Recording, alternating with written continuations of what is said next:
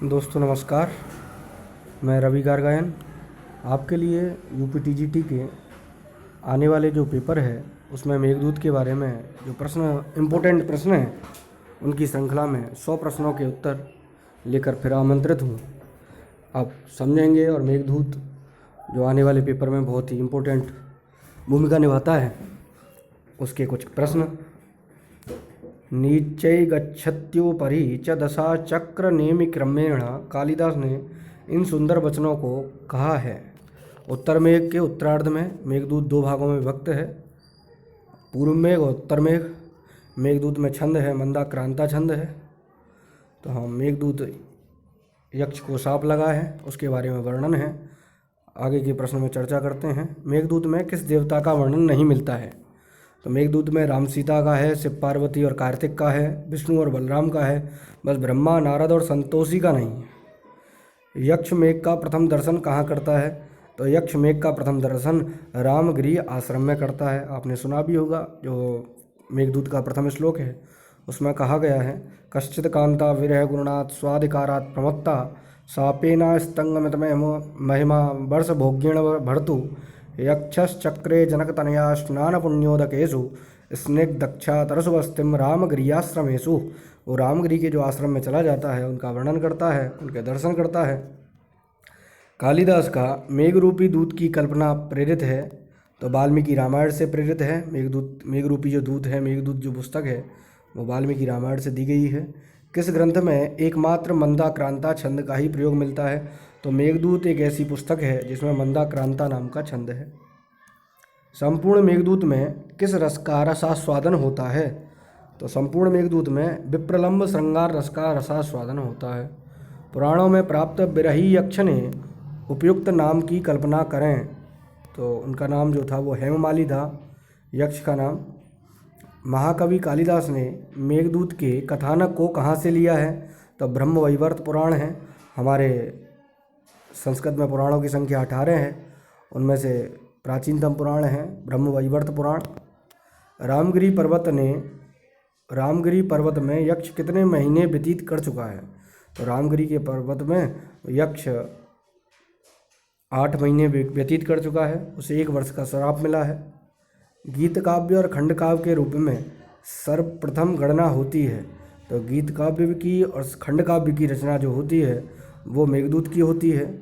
उदयन और वासवदत्ता की प्रेम कथाएं कही जाती हैं, उज्जैनी में कही जाती हैं।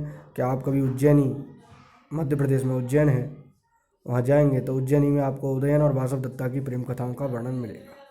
मेघदूत में सर्वप्रथम किस नदी का वर्णन है? तो रेवा नदी जो नर्मदा नदी है, नर्मदा नदी का वर्णन है। शिप्रा नदी के तट पर स्थित महाकाल का मंदिर किस नगरी में स्थित है? उज्जैनी में स्थित है, जिसे अब क्षिप्रा कहते हैं। मल्लीनाथ के अनुसार संपूर्ण मेघदूत में प्रक्षिप्त श्लोक सहित कुल पद्यों की संख्या 121 है। कालिदास किस देवता के उपासक माने जाते हैं? तो कालिदास शिव के उपासक हैं। भौगोलिक स्थानों के वर्णन में परिपूर्ण ग्रंथ है तो मेघदूत भौगोलिक स्थानों के वर्णन से परिपूर्ण ग्रंथ है। अनावृत कपाटम द्वारम देहि, यह कथन है कालिदास का। महाकवि कालिदास के ससुर माने जाते हैं तो महाकवि कालिदास जिनकी पत्नी का नाम विद्युतमा था, उनके जो पिता हैं उनका नाम शारदानंद है। अस्ति कश्चित वाग विशेषः, विद्युतमा का यह कथन किसके लिए कहा गया? तो माँ काली की कृपा प्राप्त कर कालिदास के लिए कहा गया था कि इन्हें बड़ी विद्वान होकर आए हैं, ऐसा कहा गया। माँ कौली नादस तनय मय्य विश्वासनी भू इति कौलीनाथ पद का अर्थ है लोकापवाद के लिए इसका प्रयोग किया गया है। अंगे नांगम प्रतनु तनुना, यहाँ प्रतनु पद में विभक्ति है तो प्रतनु जो शब्द है उसमें द्वितीय एकवचन है। अम्बुवाहम पद का अर्थ है, अम्बु अभ्र को भी कहते हैं, जलमुख को, बादल को, इन सबको कहा जाता है। इसका उत्तर उपयुक्त सभी है। प्रक्रमेथाः पद में व्याकरणात्मक टिप्पणी होगी। प्रक्रम सिप और विधिलिंग लकार का इसमें प्रयोग किया गया है। सहस्व पद में प्रकृति प्रत्यय है, सह सिप और लोट प्रत्यय है, लोट लकार है। तस्योत्संगे निहित मसकृद दुख दुखेन गात्रम। यहाँ असकृत पद का अर्थ है, असकृत माने बार बार होता है। पेशलम पद का शब्दार्थ होता है सुंदर और कोमल। विगलित सुचा में विभक्ति और वचन क्या होगा? तो विगलित सुचा में तृतीया विभक्ति एक वचन का प्रयोग किया गया है। या शिखा दाम हित्वा, यहाँ दाम शब्द का अर्थ माला है, नहीं तो लोग दाम का अर्थ मूल्य लगा देते हैं, लेकिन इसमें दाम का अर्थ माला से किया गया है। गत्वा सह कल भतनुताम शीघ्र संपात हेतु हो, यहाँ कलभ शब्द प्रयुक्त है हाथी के बच्चे के लिए। यक्ष के घर में है, बापी है, क्रीड़ा शैल है, मंदार का वृक्ष है, ये सभी इसमें हैं। अलकापुरी स्थित कुबेर के उद्यान का नाम है वैभ्राजोद्यान। हस्ते लीला कमल मलके बालकुंदानुविद्धम, इस पंक्ति में वर्णन है अलकापुरी की कामिनियों का। प्रायः सर्वो भवते करुणावृत्तिराद्रांतरात्मा, यह सूक्ति है उत्तर मेघ की। मेघदूत की अंतिम पंक्ति है, बहुत ही इंपॉर्टेंट क्वेश्चन पेपर में पूछा गया और आता है कि मेघदूत में अंतिम पंक्ति कौन सी है? माँ भूदेवम क्षणमपि चवते विद्युता विप्रयोगः, इसका प्रयोग अंतिम पंक्ति के रूप में कहा गया है। मेघदूत का नायक है यक्ष। यक्ष सांप के 1 वर्ष की अवधि जो कहाँ व्यतीत करता है? तो मैंने सबसे पहले श्लोक से वर्णन किया था, तो रामगिरी के पर्वत पर ये 1 वर्ष की सांप की अवधि का व्यतीत करता है। कैलाश पर्वत तक मेघ के सहयात्री कौन हैं? तो कौन होंगे? तो उसके सहयात्री राजहंस होंगे। मेघदूतम के अनुसार भगवान कार्तिकेय का निवास स्थान कहाँ है? तो मेघदूतम के अनुसार कार्तिकेय का जो निवास स्थान है वो देवगिरी है। यक्षिणी साप दिवसों की गिनती किससे करती है? तो यक्षिणी साप दिवसों की गिनती फूलों से करती है कि 1 साल का जो साप मिला है उसमें कितने दिन होंगे, तो वो फूलों से उसकी गणना करती है। यक्ष के साप की समाप्ति किस दिन होगी? तो कार्तिक के देवोत्थान एकादशी को। आपने सुना भी होगा देवोत्थान एकादशी कभी अक्टूबर में, कभी नवंबर में आती है। मेघदूतम का मेघ किसका अनुचर था? तो मेघदूतम का जो मेघ है वो इंद्र का अनुचर था। धूमत ज्योति सलल मरुताम सन्निपाता क्व मेघा, के संयोग में पैदा होता है, तो मेघ के संयोग में पैदा होता है। स्त्रीणा माध्यम प्रणय वचनम विभ्रमो हि प्रियेषु, यह पंक्ति किस नदी से संबंध है? तो निर्बंधिया नदी से है। मेघदूतम के अनुसार उज्जैनी में किसका सुप्रसिद्ध मंदिर है? तो मेघदूत के अनुसार उज्जैनी में महाकाल का मंदिर है। ज्ञाता स्वादो विवृत जगनाम को विहातुम समर्थः, यह किस नदी से संबंध है? तो गंभीरा नदी से संबंध है। प्रालेयाद्रि पद का अर्थ है, तो प्रालेयाद्रि आम्रकूट पर्वत है, उसके बारे में वर्णन है। मोघी कर्तुम चटुल सफरो वर्तन प्रेक्षितानि, यहाँ सफ़र, तो सफ़र और सफरी जो शब्द है वो मछली के लिए आपने सुना भी होगा कि सफरी माने मछली होती है और सफ़र माने भी मछली के लिए प्रयोग किया गया है। माँ इस्म भूर किल वास्ता, यहाँ माँ इस्म पद में लकार है तो लुंग लकार है माँ इस्म पद में। पुण्यम यायास्त्रिवन गुरोर धाम चंडीश्वरस्य, यहाँ यायाह पद में प्रकृति प्रत्यय है, या विधिलिंग लकार मध्यम पुरुष एक वचन का इसमें प्रयोग किया गया है। दर्शिता वर्तनाभेह पद में विभक्ति है, षष्ठी विभक्ति का प्रयोग है। रास्ता टेढ़े होने के बाद भी यक्ष मेघ को उत्तर की ओर ले जाकर किसका दर्शन कराना चाहता है? तो उज्जैनी का दर्शन कराना चाहता है। प्रकृति कर्पणाः में समास है, तृतीया तत्पुरुष समास है।